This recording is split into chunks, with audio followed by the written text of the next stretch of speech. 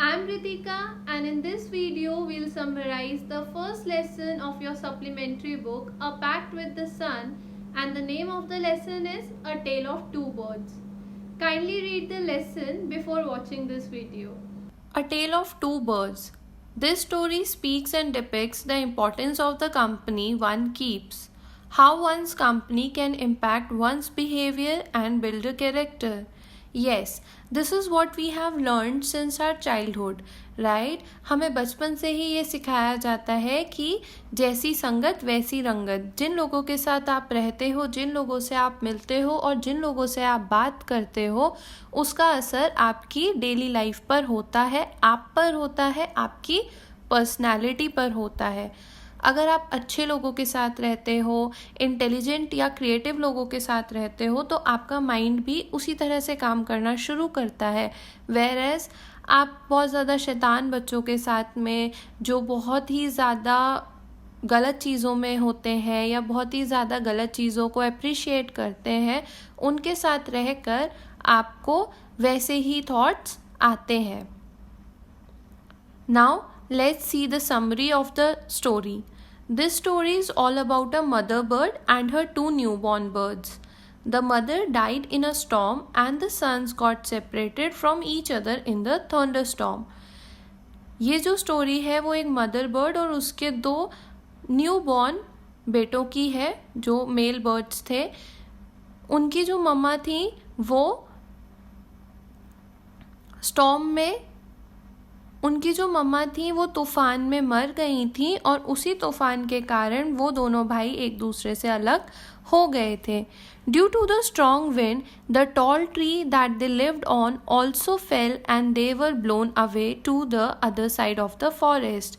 One of them reached near a gang of robbers and the other one landed near the Rishi's ashram. वो दोनों जिस tree पर थे, storm की वजह से वो ट्री भी टूट गया, जिसकी वजह से वे दोनों जंगल के अलग अलग छोर पर पहुंच गए। एक वहाँ पहुंचा जहाँ पे चोरों का गैंग रहता था और एक ऋषि के आश्रम के पास। One day, a king got exhausted while following a deer. He came and sat under the tree near the cave of robbers. There, the king heard a big brown bird's voice. It was calling the robbers to rob the king. The king hurriedly got up from there and rode away. अब एक दिन क्या होता है कि एक जो राजा था वो शिकार पे निकला हुआ था और वो एक डियर को चेस कर रहा था, लेकिन वो बहुत थक गया था, इसलिए वो चोरों के गुफा के पास में जाकर एक ट्री के नीचे बैठ गया। उस ट्री पर बिग ब्राउन बर्ड बैठा हुआ था, जो चोरों को आवाज़ देने लगा कि इसके पेड़ के नीचे एक राजा है और आप आकर उसको लूट लो। राजा ने जैसे ही उसकी आवाज़ सुनी, वो वहाँ से फटाफट से उठा और भागा। ही रीच्ड नियर द ऋषिज आश्रम। Here again he heard the bird's voice, but it was a complete contrast to what he heard earlier. अब वो भागकर ऋषि के आश्रम के पास पहुंचा और वहाँ पे उसने फिर से बर्ड की आवाज़ सुनी, लेकिन जो ये आवाज़ थी वो कम्प्लीटली डिफरेंट थी पहले वाले बर्ड की आवाज़ से। कैसे? This bird asked the king to take rest inside the ashram and wait for the rishi to come. ये जो बर्ड था वो किसी को लूटने के लिए नहीं बुला रहा था, वो राजा को वहाँ से भगा नहीं रहा था, ना राजा का बुरा चाहता था। इवन उसने राजा को बोला कि आप आश्रम के अंदर आराम कीजिए और ऋषि के आने का इंतज़ार कीजिए। The king was amazed to see the similar appearance of the birds, but this voice was too gentle.